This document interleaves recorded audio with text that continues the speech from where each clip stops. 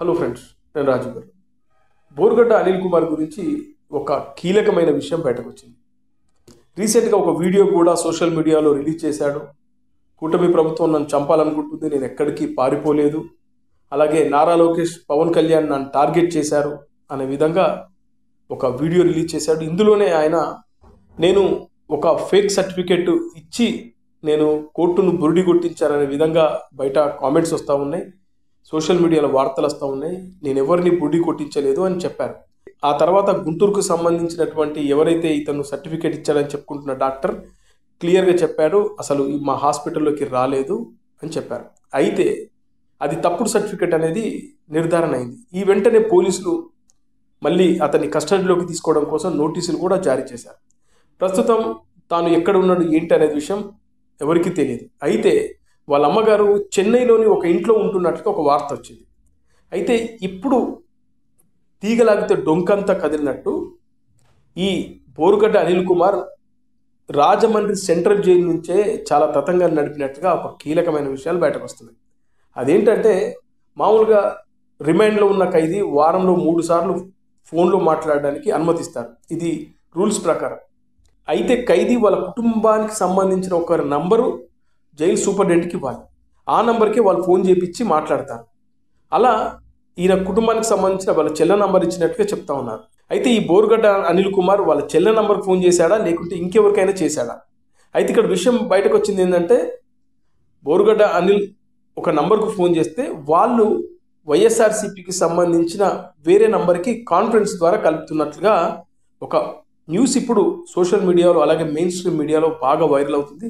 ముఖ్యంగా ప్రముఖ media channels కూడా ఈ విషయాన్ని చెప్తా ఉన్నారు. జైలు సూపరింటెండెంట్కి ఇచ్చిన నంబర్ కాకుండా వేరే నంబర్కి ఈ బోరుగడ్డ అనిల్ కుమార్ చేస్తున్నాడు. వాళ్ళు అక్కడి నుంచి వేరే వాళ్ళకు కాన్ఫరెన్స్ ద్వారా నెంబర్ కలుపుతున్నారు.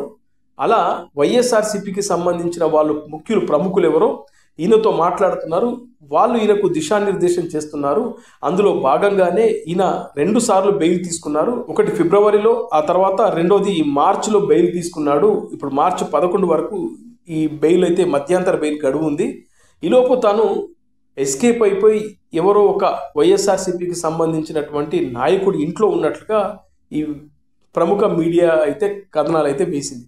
అయితే ఇక్కడ బోరుగడ్డ అనిల్ కుమార్ ఎవరితో మాట్లాడుతుంది ఏంటి అనేది ప్రతిదీ కూడా ఆయా కాల్స్ అన్ని రికార్డ్ అవుతాయి. మరి ఇప్పటి వరకు కూడా జైలు సిబ్బంది ఆ కాల్స్ ఎవరికి చేస్తున్నాడు ఏంటి అనేది వినాలి కదా, ఇప్పటి వరకు వినలేదంట. ఆయన ఒక మోస్ట్ వాంటెడ్ ఖైదీ. ఆయనకు రాజకీయ ప్రముఖులతో పరిచయాలు ఉన్నాయి. గతంలో అధికారంలో ఉన్న ఒక పార్టీకి సంబంధించిన ముఖ్యులతో ఆయనకు సంబంధాలు ఉన్నాయి. ఆ వ్యక్తి ప్రస్తుత లీడింగ్లో ఉన్నటువంటి ప్రస్తుత కూటమి ప్రభుత్వానికి సంబంధించిన ప్రముఖ నాయకులను టార్గెట్ చేసుకొని చాలా దారుణంగా మాట్లాడిన వ్యక్తి.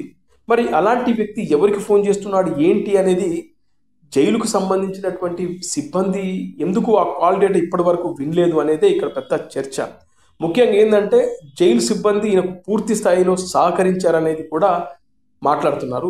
ఈ ప్రముఖ మీడియాలో వచ్చిన కథనాల్లో అవే చెప్తా ఉన్నారు. ప్రతిదీ కూడా కాల్ రికార్డింగ్లో ఉంటుంది. మరి కాల్ రికార్డింగ్ అయ్యిందా కాలేదా, ఒకవేళ అయితే ఎందుకు లేదు, దీనిపైన పెద్ద ఎత్తున చర్చ జరుగుతుంది. దీనిపై ఒక ఎంక్వైరీ కూడా వేయడం జరిగింది. త్వరలోనే దీనికి సంబంధించినటువంటి మొత్తం కూపిలాగే ప్రయత్నాలు అయితే కూటమి ప్రభుత్వం చేస్తుంది.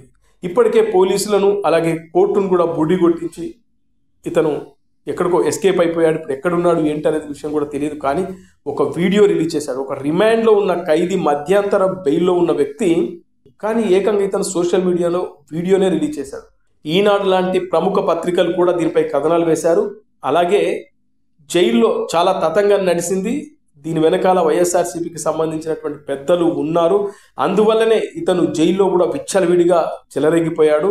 ఇతను చాలా మందితో కాన్ఫరెన్స్ కాల్ మాట్లాడినట్టుగా కూడా సమాచారం బయటకు వచ్చిందనే విధంగా వార్తలు అయితే వస్తూ ఉన్నాయి. అంటే ఇప్పుడు ఈయన కూటమి ప్రభుత్వంలో ఉన్నాడా, ఇంకా వైఎస్ఆర్సీపీ ప్రభుత్వంలో ఉందా అర్థం కాని పరిస్థితి. ఎందుకంటే ఒక ఖైదీ జైల్లో ఉన్నప్పుడు ఫోన్ ఇవ్వకూడదనే రూల్స్ ఉంటాయి. మరి అలాంటిది ఒకవేళ ఫోన్ ఇచ్చినా వారానికి 3 సార్లు ఇవ్వాలి. అతను ఎవరితో మాట్లాడుతున్నాడు ఏంటి అనేది ప్రతిదీ కూడా కాల్ రికార్డింగ్ అవుతుంది కాబట్టి వినాలి వీళ్ళు. ఇలా వినకుండా విచ్చలవిడిగా వదిలిపెట్టాడంటే దీని వెనకాల పెద్ద గూడుపుట అనేది, దీని వెనకాల పెద్ద తతంగమే నడిచినట్లుగా అందరూ భావిస్తున్నారు. మీడియాలో కూడా అలాంటి కథనాలే ఇవాళ వచ్చాయి. అలాగే ఎవరైనా సబ్స్క్రైబ్ చేసుకోకపోతే చేసుకోండి, మన వాయిస్ని ఇంకా బలంగా వినిపిద్దాం.